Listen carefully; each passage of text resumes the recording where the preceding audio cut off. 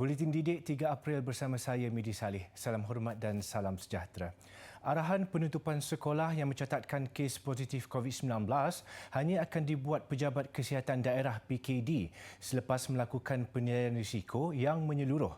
Menteri Kanan Pendidikan Datuk Dr. Razi Jidin berkata, Kementerian Pendidikan KPM pula akan memutuskan penutupan sekolah jika operasi sekolah terjejas akibat sebahagian besar guru diwajibkan kuarantin. Pakarnya adalah Pusat Kesihatan Daerah. Kita hormat kepakaran mereka. Kita mesti faham ni. Ada bidang kuasa kepakaran masing-masing. Pakarnya dalam sudut analisa risiko adalah Pusat Kesihatan Daerah. Kami di kementerian apabila dimaklumkan, dinasihatkan oleh Pusat Kesihatan Daerah begini, maka itulah keadaannya. Jadi itu adalah situasi yang sebenarnya dan perkara ini bukan pertama kali dilaksanakan. Beliau berkata demikian ketika ditanya mengenai status beberapa sekolah yang disahkan mempunyai kes positif selepas institusi pendidikan dibuka semula bulan lalu. Ujarnya penutupan akan dilakukan berdasarkan nasihat PKD yang menasihatkan menutup kelas, tingkat dan bangunan tertentu atau keseluruhan sekolah. Manakala KPM akan menentukan sama ada sesi persekolahan diteruskan atau ditangguh. Terdahulu, Datuk Dr. Razi menghadiri majlis penyerahan kunci Sekolah Menengah Kebangsaan Tasik Gelugur dan menyerahkan wang penyelenggaraan kepada 31 sekolah di kawasan Parlimen itu. Hadir sama Timbalan Menteri di Jabatan Perdana Menteri, merangkap Ahli Parlimen Tasik Gelugur, Datuk Syabuddin Yahaya. SMK Tasik Gelugur yang mula dibina pada 2015 membabitkan kos RM28 juta itu akan mula beroperasi Isnin ini. Beliau turut meminta semua pihak memberi kerjasama bagi memastikan sesi persekolahan bagi sekolah menengah berjalan lancar seperti mana sekolah rendah yang bermula awal Mac lalu. Sementara itu, Datuk Dr. Razi turut mengulangi saranannya agar warga pendidik di semua institusi pendidikan segera mendaftar untuk vaksinasi bagi memastikan kesihatan dan keselamatan terjamin ketika melakukan tugas selaku petugas barisan hadapan. Itu vaksinasi seperti mana kita sebut ini, guru proses itu sedang berlangsung. Proses vaksinasi ini sedang berlangsung, as we know. InsyaAllah, seperti mana saya sentiasa sebut, supaya guru-guru mendaftar segera. Memandangkan guru-guru merupakan antara kumpulan penting yang akan diberi vaksinasi dalam konteks program vaksinasi ini. Keluasan kawasan yang terhad tidak menghalang proses pengajaran dan pembelajaran di sekolah seperti di Sekolah Kebangsaan Datuk Sharif Hamid yang terletak di Marudi, Sarawak. Mengguna pakai kaedah pengajaran dan pemudahcaraan PDPC, guru di sekolah berkenaan mewujudkan sebuah bilik dinamakan STEM War Room yang menggabungkan makmal dan bengkel bagi membawa lebih keselesaan dan keceriaan kepada suasana pembelajaran murid-murid sekolah itu. Sekolah ini hanya mempunyai 12 kelas bagi keseluruhan murid tahun 1 hingga tahun 6. Pengajaran bagi beberapa subjek, khususnya sains, reka bentuk teknologi RBT dan matematik agak terbatas kerana latihan secara praktikal perlu dijalankan pada kebanyakan masa. Ya, sebelum ni cikgu-cikgu terutamanya subjek sains dan juga RBT menghadapi kesukaran sebab mereka terpaksa mengangkut barang dari tempat lain ke kelas. Dan sekarang ini terutamanya PDPC bagi subjek RBT dan juga sains dapat dilaksanakan di STEM War Room, jadi senanglah, tak perlu nak pindah-pindah barang lagi. Kerja-kerja transformasi itu siap sepenuhnya pada 17 Mac lalu yang mengambil masa lebih sebulan. Proses pembersihan dan keceriaan bilik STEM War Room dibantu oleh guru sains, RBT dan matematik. Bukan sahaja menarik dari segi hiasan, STEM War Room turut dilengkapi pelbagai peralatan bengkel dan radas. Berkeluasan kira-kira 200 kaki persegi, bilik yang diubah suai itu mampu memuatkan kira-kira 25 murid pada satu masa. Harapan saya semoga bilik ini dimanfaatkan sebaiknya dan murid dapat belajar dengan seronok, bersemangat, dan saya harap pada satu masa akan datang nanti murid akan menceburi bidang STEM bila mereka dah besar nanti.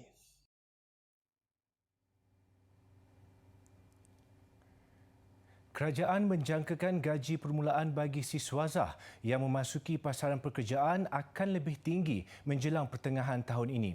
Menteri di Jabatan Perdana Menteri Datuk Seri Mustafa Mohamad berkata, ia berikutan ekonomi dilihat semakin pulih dalam 3 ke 4 bulan akan datang. Beliau akui penularan pandemik COVID-19 tahun lalu menyebabkan negara mengalami kemelesetan ekonomi terburuk dalam sejarah serta berlaku penurunan permintaan terhadap tenaga buruh dan tenaga kerja. Keadaan itu turut menyebabkan graduan terpaksa menerima gaji rendah. Jadi memang hasrat kerajaan untuk memastikan bahawa kita mewujudkan peluang-peluang pekerjaan yang lebih berkualiti. Dengan itu, para graduan akan menikmati gaji yang tinggi. Jadi ini fenomenon yang berlaku ini adalah oleh kerana tahun lepas tahun yang amat mencabar. Pertengahan tahun ini kita akan dapat lihat pemulihan yang lebih kukuh dalam ekonomi negara dan harapan kita permintaan untuk tenaga kerja akan bertambah. Dengan itu akan beri kesan positif kepada kadar gaji, termasuklah gaji untuk graduan yang baru bekerja. Beliau ditemui media selepas meninjau tapak projek penanaman halia muda menerusi program pembangunan peneroka di Felda Raja Alias 1 Jempol. Kemarin media melaporkan Ketua Perangkawan Dr. Muhammad Uzir Mahidin berkata, majoriti siswazah memasuki pasaran pekerjaan tahun lalu menerima anggaran gaji bulanan maksimum RM1,500 berbanding RM2,500 yang direkodkan pada tahun 2019.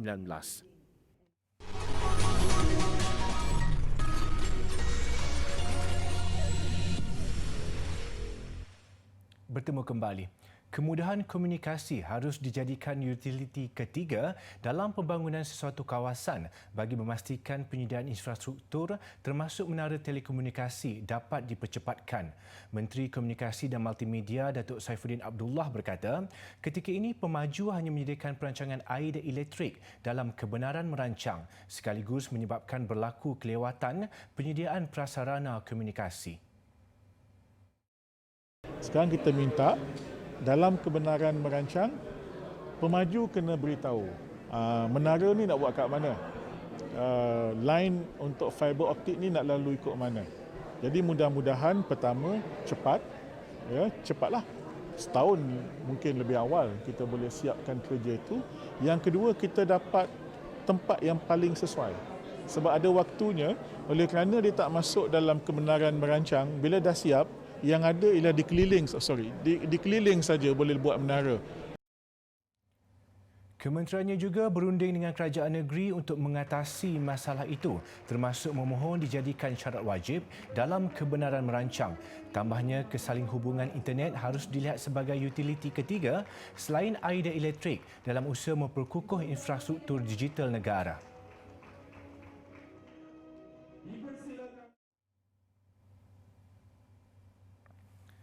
Laporan penuh kerosakan fosil berusia jutaan tahun dan dinding di Gua Mat Surat dijangka akan diperoleh dalam masa sebulan. Pihak Majlis Bandaraya Ipoh MBI memaklumkan sedang menunggu laporan penuh daripada pakar kaji fosil yang dilantik bagi menentukan nilai dan kos tuntutan ganti rugi terhadap sebuah produksi pengambaran. Datuk Bandar Datuk Rumaizi Baharin berkata, proses itu memakan sedikit masa kerana penilaiannya memerlukan kajian khusus dan terperinci daripada pakar paleontologi. Ujarnya lagi, pihaknya sedang menunggu laporan penuh untuk mengetahui kaedah pembaikan, pemeliharaan dan kos. Setakat ini, pihak produksi sudah diarahkan keluar dari kawasan Gua Mat Surat. Disebabkan insiden itu, tahap keselamatan ditingkatkan dengan menambah pengawal dan operator. Manakala peraturan dan undang-undang bagi pengunjung masuk ke lokasi diperketat. Sebelum ini, media melaporkan kerajaan Perak akan menuntut ganti rugi akibat kerosakan fosil dan dinding di Gua Mat Surat selepas sebuah syarikat produksi drama menjalankan penggambaran di lokasi berkenaan. Serpihan papan serta kayu jenis merbau dipercayai digunakan sebagai struktur kapal dagang atau perang zaman Kesultanan Melayu Melaka ditemui tertanam di kawasan tambakan laut di Kota Shah Bandar, Pulau Melaka. Turut ditemui berhampiran serpihan kayu berusia lebih 500 tahun itu, beberapa keping shilling lama, tembikar serta alatan besi lama. bot ini adalah bot perdagangan. Ya. Sama ada bot perdagangan biasa atau bot perdagangan diraja, kita tidak pasti. Tetapi mengikut kepingan-kepingan kayu yang kita jumpa, pertama kepingan kayu ini adalah kepingan kayu merbau, menunjukkan bot ini adalah bot buatan tempatan. Datuk Muhammad Jailani berkata kerja ekskavasi di kawasan berkenaan bermula sejak akhir bulan lalu oleh Jabatan Warisan Negara bersama penyelidik yang diketuai Perbadanan Muzium Melaka. Menurutnya, sebanyak 30 kepingan kayu bersaiz kecil dan sederhana ditemui serta ratusan kepingan shilling dipercayai pada zaman Sultan Mahmud Shah antara 1488 hingga 1511.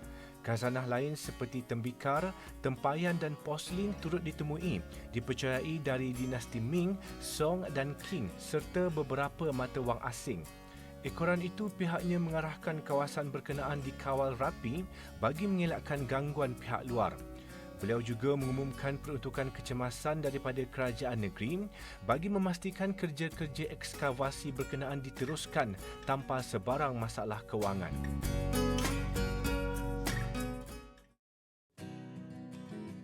Guru-guru hari ini nak tak nak perlu untuk selari dengan apa yang berlaku dalam media dan juga teknologi hari ini. TikTok merupakan salah satu daripada medium penyampaian yang bagi saya sangat berkesan.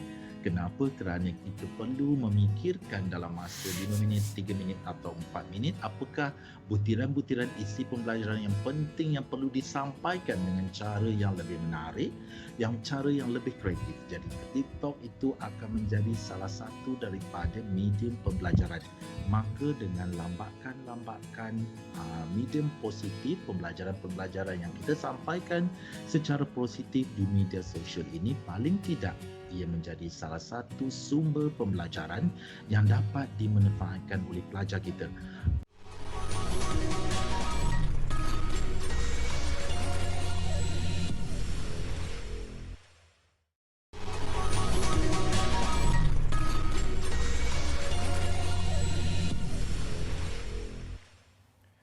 Masih bersama Buletin Didik.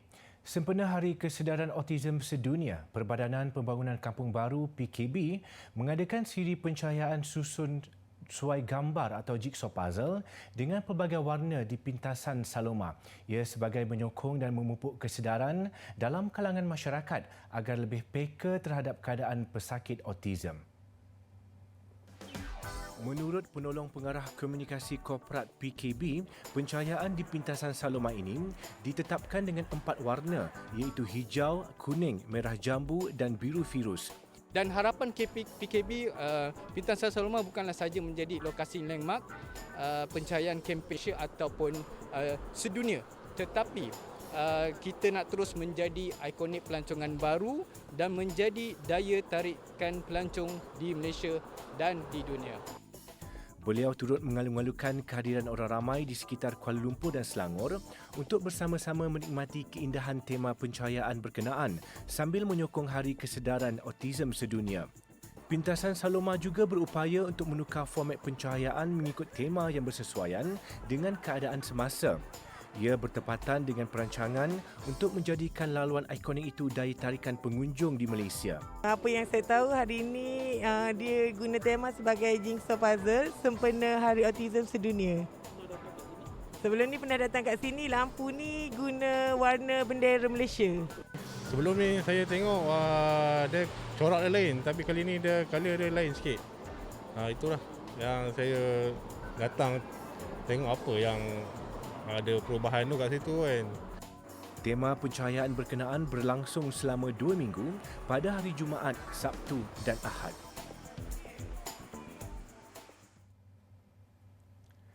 Bagi pesakit autism, seperti orang lain, mereka juga mempunyai bakat dan kebolehan yang perlu diberi sokongan.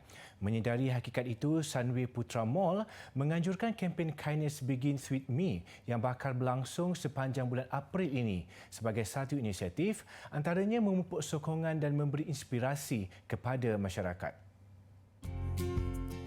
Menurut penganjur selaku pengurus besar Sunway Putra Mall, Danny Lin, melalui kempen terbabit, ia dapat meraihkan bakat unik pengidap autism dengan menyediakan platform untuk mengekspresikan kreativiti serta kemahiran usahawan mereka.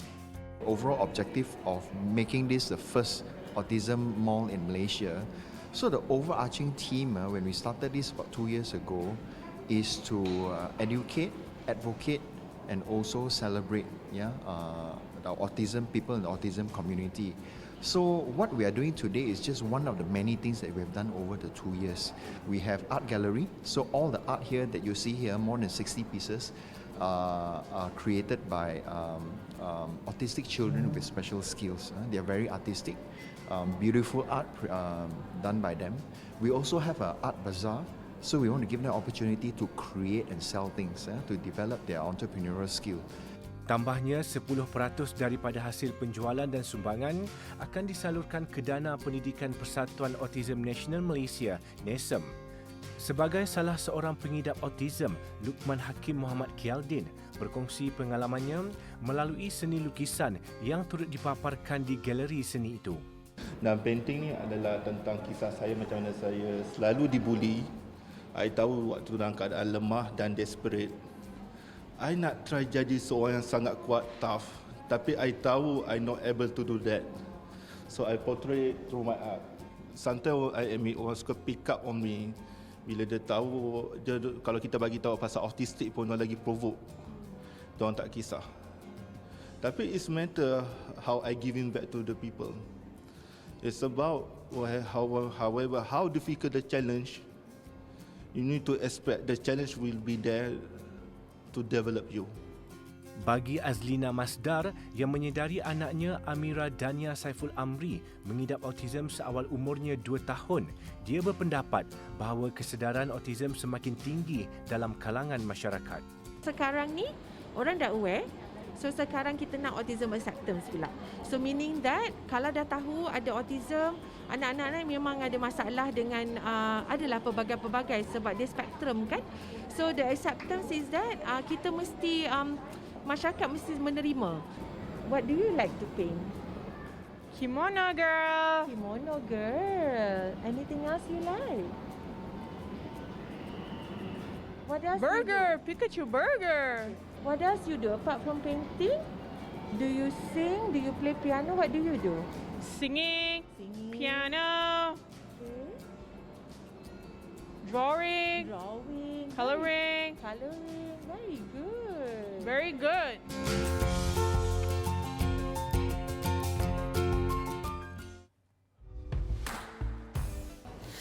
Okey, pelajar, bila berada dalam kelas, apabila berasa lesu, mengantuk, jadi pelajar kena meningkatkan kadar nadi pelajar. Apabila kadar nadi ditingkatkan, jadi kita akan hilanglah rasa mengantuk tu. Jadi apa yang boleh pelajar lakukan? Pelajar berdiri, berada di sebelah meja. Okey, berada di sebelah meja pelajar, buat aktiviti yang cikgu cadangkan, boleh buat jumping jack. Sebab apa? Jumping jack ni dia tidak bergerak, dia hanya bergerak setempat. Contoh, 1, 2, 3, 4, 5, 6, 7, 8, 9, 10. Okey, 10 kali tak cukup lagi. Okey, pelajar silang selikan dengan squat. Okey, 1, 2, 3, 4, 5.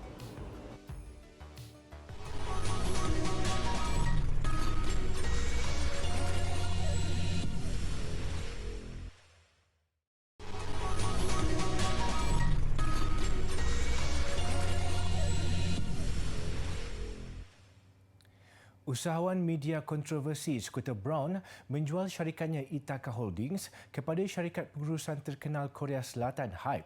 Hype dikenali dengan kehebatan mereka menguruskan kumpulan K-pop BTS sehingga berjaya ke peringkat global.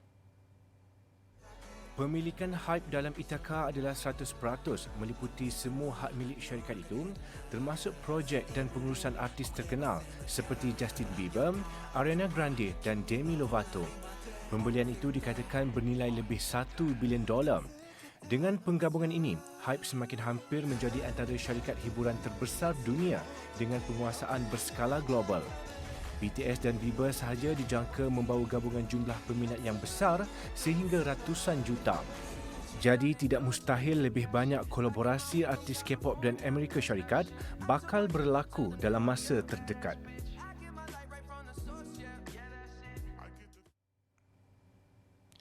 Seorang lelaki yang sedang merakam gelagat seekor sotong gurita secara tiba-tiba diserang haiwan laut itu.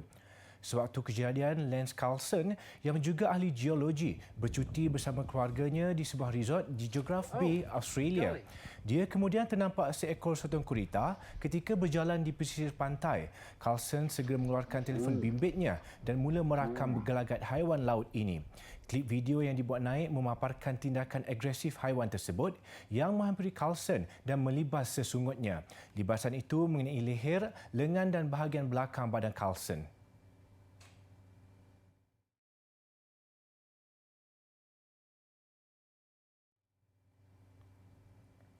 Aksi berani kayak mengakhiri buletin didik malam ini. Saya Midi Saleh, salam hormat dan Assalamualaikum.